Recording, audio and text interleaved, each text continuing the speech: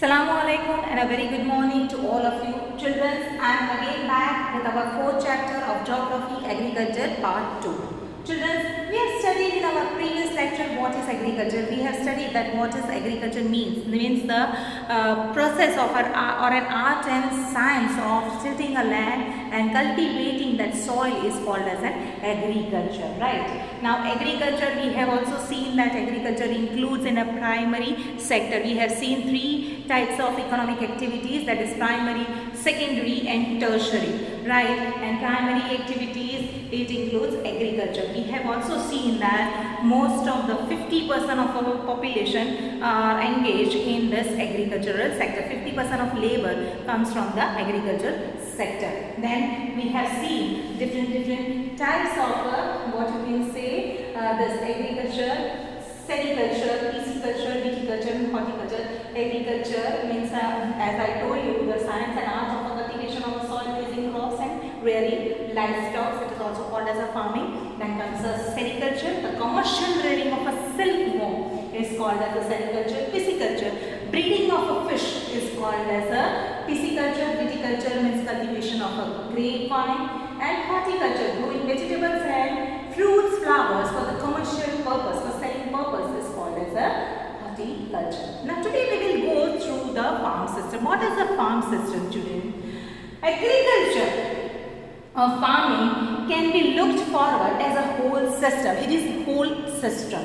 The important inputs are seeds, fertilizer, machineries and labor, right? This is included in this whole system. Without these things, the whole system cannot work, right? So first is input. We can see here you can see the farmer. Yes, this farmer, he has tilted his land, right? Through machinery, that is through his tractor, right? He has sown seeds, right? In his farm, and then he has used or sprayed chemical fertilizers or pesticides in his farm, right? This you can see. So first is plowing, second is sowing, and third is spraying. And ultimately, this gives him result as a crop, right? That is the output. This is the process which is done. Now, physical inputs also. We need sunshine. We need water. Yes, water you can say, that is rainfall. Yes, and of course temperature. These things are required here. Human inputs. Yes, human involvement is there. Because of this human involvement, these all things are possible. Otherwise, it is not possible. So, human, that is a labor, right?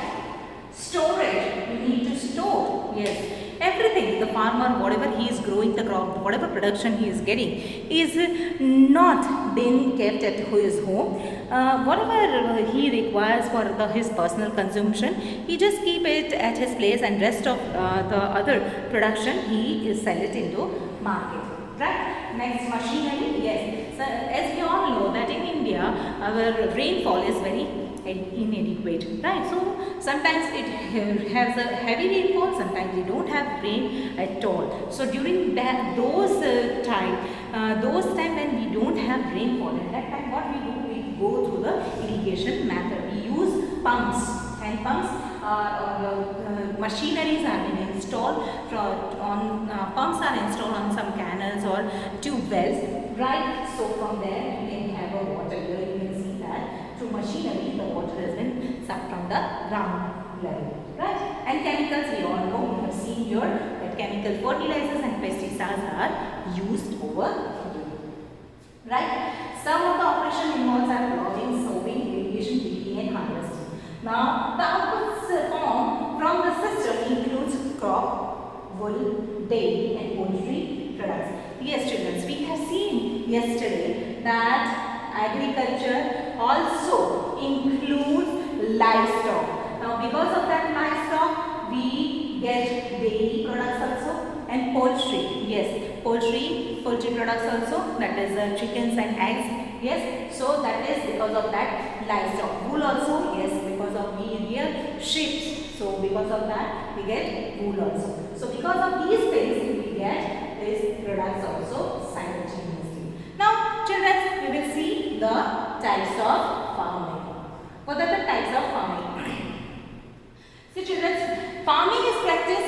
various ways across the world, depending upon the geographical condition, demand of product, geographical condition, climatic condition, the crops are grown, crops are taken for what you can say production, right? Farming is done according to the geographical condition. Now, yes, demand is also most important thing.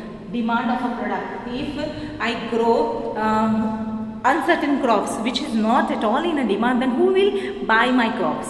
But if I, wheat, if I am sowing wheat, if I am sowing rice, then it is in a huge demand. Anybody can buy it from me. So, farmers only keep in mind the demand of a product. Whatever product is in much more in demand, they will go for that product. Labor, yes, labor is also required. When a huge farm is there, he is doing farming on a huge level, then laborers are required. Level of technology, he needs a tractor machine, harvesting machine, and a number of machines which are helpful in farming or agriculture. Right? Farming can be classified. Now we will see that farming is being classified into two main types. First is subsistence farming. First is subsistence farming. Now in this type of farming, is practiced to meet the needs of the farmer's family. This is only and purely done to fulfill the needs of the farmer's family. Not more than that. Not more than that. He is not doing on a big level, right? Only he does a small. He has a small plot of land and he does farming. And it is only he uses traditional tools and very low level things, basic things he requires, right? And your laborers also are involved in laborers. All his family members are only involved in this, right? So, traditionally low level of technology and household labors, as I told you, only his house people, his family members, his neo members are only involved in this labor, right? And used to produce a small output, right? A subsistence farming can be further classified into intensive subsistence and primitive subsistence. Here, the two parts types we have to go through is first is subsistence and commercial farming, and thus subsistence farming again it is bifurcated into two parts. First is intensive subsistence farming and next is primitive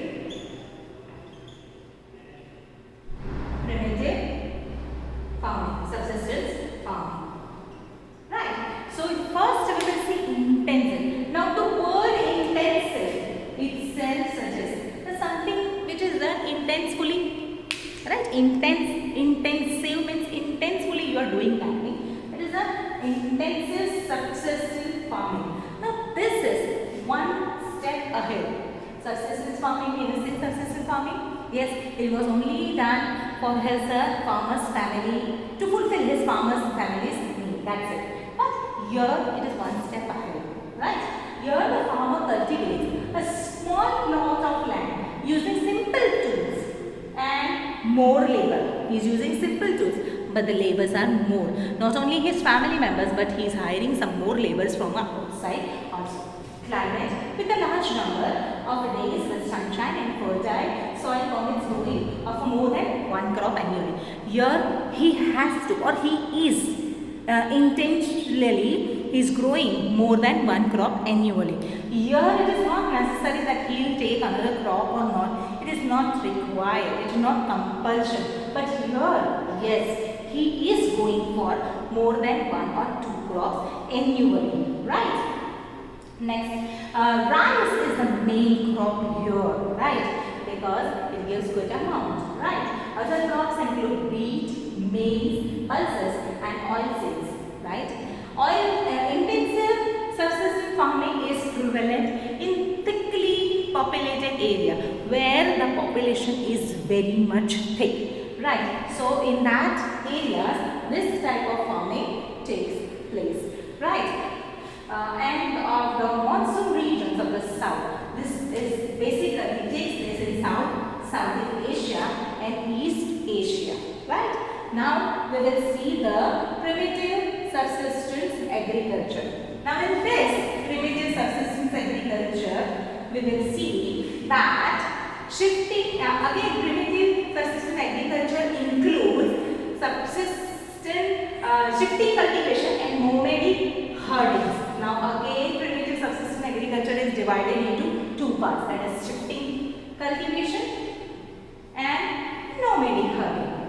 Now in shifting cultivation, now word shifting, from that word you must have got idea that something is to be shifted, right? Exactly, somewhat that only, it is same, somewhat, right? Shifting cultivation is practiced in a thickly forest of Amazon. You must have heard about the forest of Amazon. You must be watching National Geographic. In that Amazon basin, Amazon forest are mainly targeted to show that things.